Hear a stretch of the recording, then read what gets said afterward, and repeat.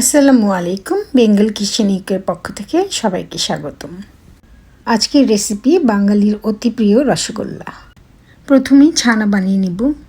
2 litre দুধ চুলায় বসিয়ে দিয়েছি জাল দেওয়ার জন্য। দুধের সাথে 1 টেবিল চামচ ঘি মিশিয়ে নিয়েছি। ঘি দিলে ছানাটা নরম মসৃণ তুলতুলে হবে, শক্ত হয়ে যাওয়ার ভয় থাকবে না। ঘিটা ভালো করে নেড়ে চুড়ে দুধটা জাল দিব। মিষ্টি বানানো খুবই সহজ, তেমনি আবার অতি কঠিন। একটু এদিক সেদিক হলেই কিন্তু মিষ্টি নষ্ট হয়ে যায়, তাই একটু মনোযোগ সহকারে খেয়াল রেখে বানাতে হবে। দুধটা জাল হতে হতে আমি এই ফাঁকে ভিনেগারটা মিশিয়ে নিব পানির সাথে। 1/2 কাপ পানি, 1 কাপের 4 ভাগের 1 ভাগ সাদা ভিনেগার। পানি আর ভিনেগার মিশিয়ে নিব। সোজা কথা, যতটুকু ভিনেগার নিব ঠিক তার ডাবল পানি। এই ফাঁকে দুধ বলক দিয়ে দিয়েছে। এখন আমি চুলার জাল বন্ধ করে দিয়ে পাতিলটি সরিয়ে ফেলব। চামচের সাহায্যে 1 মিনিট ধরে আমি দুধটা আস্তে আস্তে নেড়ে হালকা একটু ঠান্ডা করে নেব। ডাইরেক্ট বলক দেওয়া দুধে কখনই ছানা বানানো উচিত না, ছানা শক্ত হওয়ার চান্সেস থাকে। 1 মিনিট ধরে দুধটা নেড়ে আমি হালকা একটু ঠান্ডা করে নিয়েছি।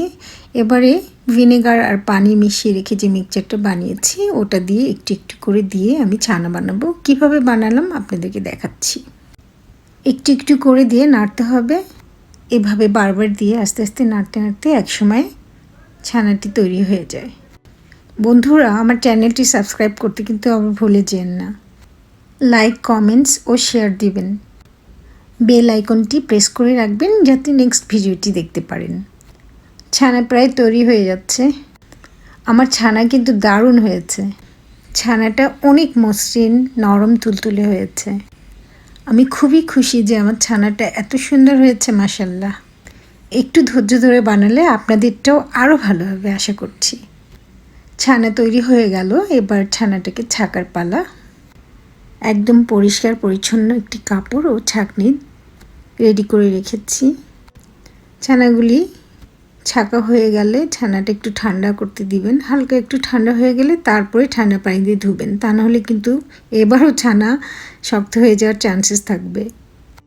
গরম ছানা কখনই ঠান্ডা পানি দিয়ে ডাইরেক্ট ধুতে হয় না, তা নাহলে ছানার মধ্যে যে তেলটা থাকে ওটা চলে যাওয়ার চান্সেস থাকে, আর ওই তেলটা যদি চলে যায় তাহলে ছানা শক্ত হয়ে যায়। তাই ছানাটাকেও সেঁকে নিয়ে একটু ঠান্ডা হওয়ার পরে খাবারের পানি দিয়ে ধুয়ে ফেলবেন। ছানা ধোয়া হয়ে গেলে কোথাও ঝুলিয়ে রাখুন, নিজে নিজে যাতে পানিটা পড়ে যায় ছানার। আর কখনই ছানা চিপাচিপি করবেন না, প্রেস করবেন না, এতেও ছানা কিন্তু শক্ত হয়ে যায়। পানি ঝরে যাওয়ার জন্য আমি 1 ঘন্টার জন্য ঝুলিয়ে দিলাম। এই ফাঁকে আমি অন্যান্য জিনিসগুলি রেডি করে নিচ্ছি। আমি 1 টেবিল চামচ চিনি, 1 টেবিল চামচ সাদা ময়দা ও 1 টেবিল চামচ সুজি নিয়েছি। এই উপকরণগুলি আমি ছানার সাথে মিক্স করব। 1 ঘন্টা পর আমার ছানা শুকিয়ে গেছে। আমি খুলছি, দেখুন কি সুন্দর হয়েছে। পরিষ্কার পরিচ্ছন্ন কিচেন টেবিল অথবা আপনারা যে কোনো বলও ইউজ করতে পারেন। আমি এখন ছানাটা মুথে নিব। ছানা কিন্তু খুব নরম ও যত্নশীল হাতে মলতে হবে। ছানা কখনো বেশি মলামলি করতে হয় না। আমার 2 থেকে 3 মিনিট লেগেছে ছানাটি রেডি করতে। উপকরণগুলি সব ভালো করে মিশিয়ে নিতে হবে নরম হাতে। বন্ধুরা, আরেকটি ইনফরমেশন দিই, আপনারা যদি চিনি, ময়দা ও সুজি এই 3টি উপকরণ ছানার সাথে মিক্স না করে ছানাটাকে গোল করে মিষ্টির শেপ দিয়ে তারপরে নর্মালি যেভাবে রসগোল্লা বানাই ওইভাবে জাল দেন, তাহলে কিন্তু ওটা স্পঞ্জ মিষ্টি হবে। সো আশা করছি আপনাদের স্পঞ্জ মিষ্টির জন্য আর কোনো রেসিপির দরকার হবে না। ঠিক একইভাবেই কিন্তু স্পঞ্জ মিষ্টি বানানো হয়। জাস্ট চিনি, ময়দা আর সুজি মিক্স না করলে স্পঞ্জ মিষ্টি হয়ে যাবে। আপনারাও বানিয়ে দেখেন।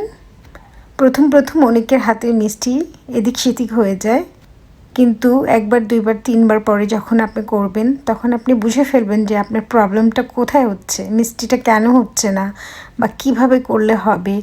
এই জিনিসগুলি আপনারা নিজেরাই বুঝে ফেলবেন এক সময়। তাই মন খারাপ না করে চেষ্টা করবেন, বানিয়ে দেখবেন, ইনশাল্লাহ ঠিক মতো হয়ে যাবে এক সময় ঠিকই।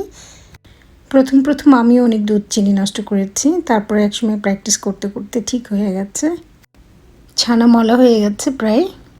এখন মনের মতো শেপ দিতে হবে, যে যতটুকু সাইজ পছন্দ করে, কেউ বড় কেউ ছোট লাইক করে, সেই হিসেব করেই আপনারা আপনাদের মতো করে ছোট ছোট গোল বলসগুলি করে নিতে পারেন।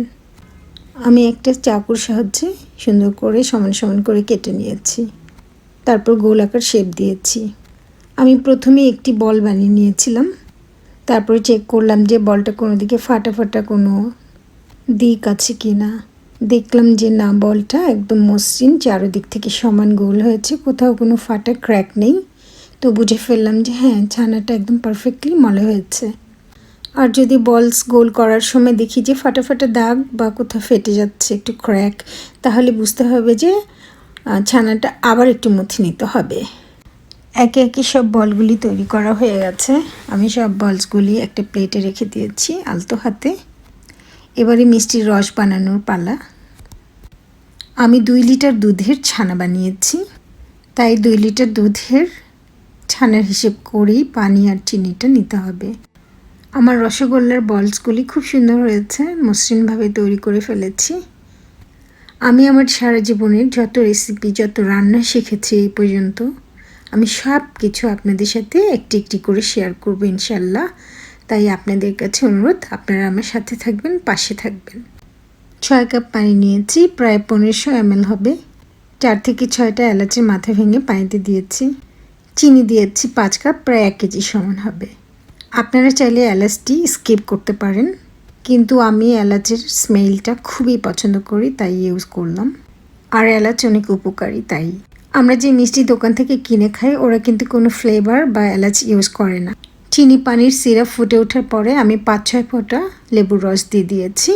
চিনি পানি জাল দেওয়ার পরে খেয়াল করবেন কেমন জানি একটু কালো কালো ঘোলাটে হয়ে যায়, আর ওই ঘোলাটে ভাবটা কাটানোর জন্য লেবুর রসটা সাহায্য করে, পানিটা ক্লিয়ার হয়ে যায়।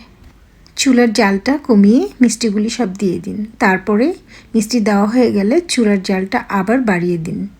হাই ফ্লেমে মিষ্টিটা রান্না করতে হবে 10 মিনিট। একটু আলতো হাতে নেড়ে ছুঁড়ে তারপরে ঢাকনাটি দিয়ে দেব, দিয়ে চুলার তাপমাত্রা একদম বাড়িয়ে দেব। উচ্চ তাপে রান্না করব 10 মিনিট। 10 মিনিট পর ফিরে এলাম চেক করার জন্য কেমন হয়েছে। আমার মিষ্টি পারফেক্টলি রান্না হচ্ছে। রসগোল্লাগুলি ডাবল হয়ে গেছে। একটু নেড়ে চেড়ে মিষ্টিগুলি উল্টিয়ে দিয়ে ঢেকে দেবো। 20 মিনিট রান্না করব আবার মিডিয়াম লো হিটে। ফিরে এলাম 20 মিনিট পরে। মিষ্টিগুলি হয়ে গেছে। চিনির সিরাপটাও আস্তে আস্তে গাঢ় হতে শুরু করেছে। আপনারা চেক করে নেবেন হাত দিয়ে, 2 আঙ্গুলের সাহায্যে চেক করে দেখবেন, যদি একটু আঠালো আঠালো হয়ে গেছে তাহলে বুঝবেন যে না, হয়ে গেছে মিষ্টির শিরা পারফেক্টলি। আর একটা কথা মনে রাখবেন, কখনই মিষ্টির শিরাটা খুব বেশি গাঢ় করবেন না, এতে করেও মিষ্টি শক্ত হয়ে যাওয়ার চান্সেস থাকে। এবার চুলার আগুন একদম নিভে দিয়ে 8 ঘন্টার জন্য ঢেকে রেখে দিন। 8 ঘন্টা পর মিষ্টি চিনি সিরাপ অ্যাবজর্ব করে নেবে। তারপরে রেডি হয়ে গেল আপনার মিষ্টি রসগোল্লা। সার্ভ করুন। ফ্রিজে রেখে ঠান্ডা করে বা নর্মালও খেতে পারেন, যে যেমন খুশি পছন্দ করেন তার মন মতো। বন্ধুরা, আপনাদেরকে আবারও মনে করে দিচ্ছি, আমার চ্যানেলটি সাবস্ক্রাইব করতে ভুলবেন না। বেল আইকনটি বাজিয়ে দিবেন যেন নেক্সট ভিডিওটা আপনারা দেখতে পারেন। যে যেখানে থাকুন, ভালো থাকুন, সুস্থ থাকুন। সবাই সবার জন্য দোয়া করবেন। আর আমার রেসিপিটি ভালো লাগলে অবশ্যই আমাকে কমেন্ট বক্সে কমেন্টস করে জানাবেন।